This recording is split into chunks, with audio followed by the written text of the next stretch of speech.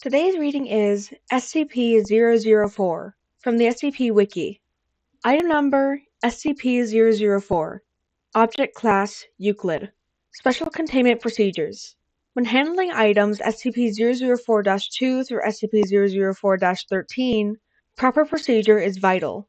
The items are not permitted to be moved off-site unless accompanied by 2 Level 4 security personnel.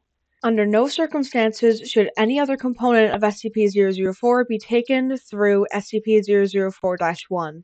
The effects of doing so are as yet unknown, and the current cost of experimentation makes further research impractical. Should any of the objects contained within SCP-004-1 breach containment, or the facility be breached, the keys must be brought inside and the door closed prior to activation of Site-62's on-site warhead. Unauthorized removal of keys from the testing area is grounds for immediate termination.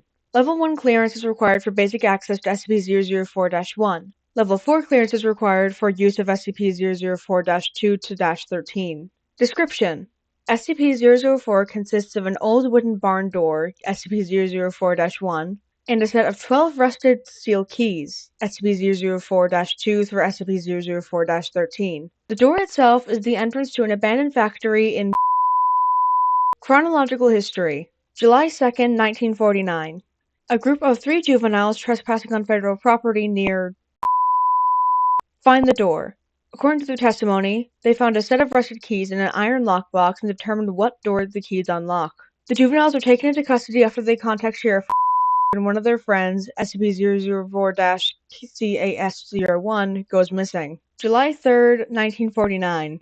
Local authorities find the severed right hand of SCP-004-CAS-01 8 kilometers from SCP-004-1.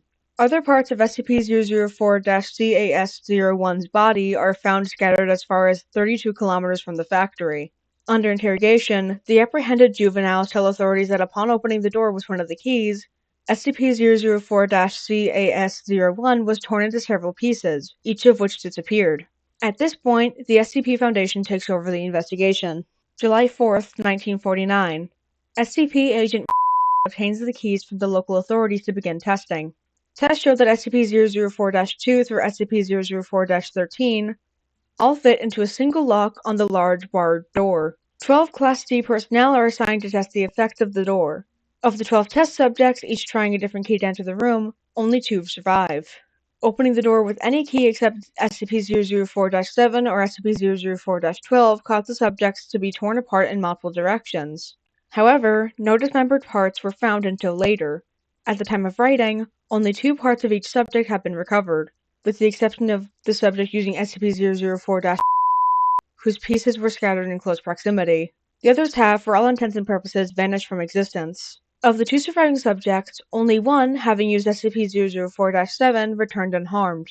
The other came back in a near catatonic state, only able to remove himself from the room and then collapse on the floor, and had to be restrained to prevent him from gouging out his eyes. See Appendix A, Mental Health Effects of SCP-004. A subject using SCP-004-7 said that he had entered a large room, impossibly big for the size of the attached building. After his exit, SCP-004-1 was propped open and an armed squad of Level 3 personnel entered. The size of the room is impossible to measure, and the door frame and the individuals in the room are the only part of the room that can be felt or illuminated. July 16, 1949. The juvenile suspects and Sheriff are terminated. August 2, 1949. Is declared a hazardous area due to unexploded ordnance, and fences erected in order to prevent civilian ingress. Tests to determine safety of exposure to environment behind SCP-004-1 begin. December 1, 1950. Space-time anomalies resulting from exposure to SCP-004 are confirmed. Testing is suspended until further notice. July 2, 1950. The unaccounted for remains of SCP-004-CAS-01 appear unexpectedly outside SCP-004-1. Despite being killed decades before, the remains of SCP-004-CAS-01 are not decomposed in any manner and are still warm to the touch. Blood remains uncoagulated. The remains are remanded for testing. July 4th, 1950. The unaccounted for remains of one of the 12 original test subjects appear in similar manner to those of SCP-004-CAS-01. The remains have been designated SCP-004-CAS-02.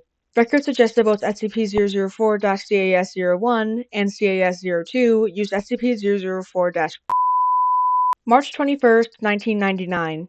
With the massive proliferation of nuclear weapons and World War III only years away, construction has begun on a site inside SCP-004-1. The site is to stock for supplies for person days. April 21st, 1999. Has ordered the site inside SCP-004-1 to be expanded to include emergency storage for all mobile SCP specimens and a petabyte database for the storage of all SCP data. The facility is now referred to as Site-62. September 25th, 2000. Site-62 is operational. Labs and containment units are complete and can contain the most dangerous specimens. Backup of the SCP database has begun. January 25th, 2001. Due to time anomalies, see space-time anomalies below, all personnel working at Site-62 are now required to reside on-site permanently. Families of personnel are to be informed that loved ones perished in an industrial accident. Cloned bodies have been prepared for funeral. August 14th, 2003. Massive power outage across northeast United States and through Canada. Due to the initial failure of multiple SCP generators, Site-62 was without power for 53 minutes. During those 53 minutes, those on site were completely without any source of light. They reported sensing creatures and people, although no abnormal entities could be seen or felt. Selected facility personnel were allowed to read Appendix A, and said the creatures sensed were of humanoid size but otherwise similar to the massive green creature described. Spacetime anomalies. SCP-004 seems to propagate spatiotemporal anomalies. Personnel leaving the facility report losing time.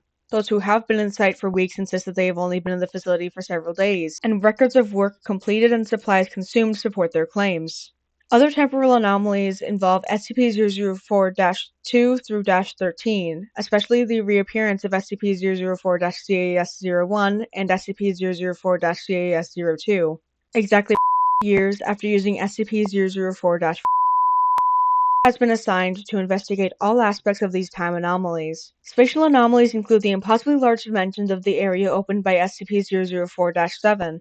Similarly, the 2003 blackout incident suggests that there exists an alternate plane of existence within the same space that Site-62 occupies. Additional notes.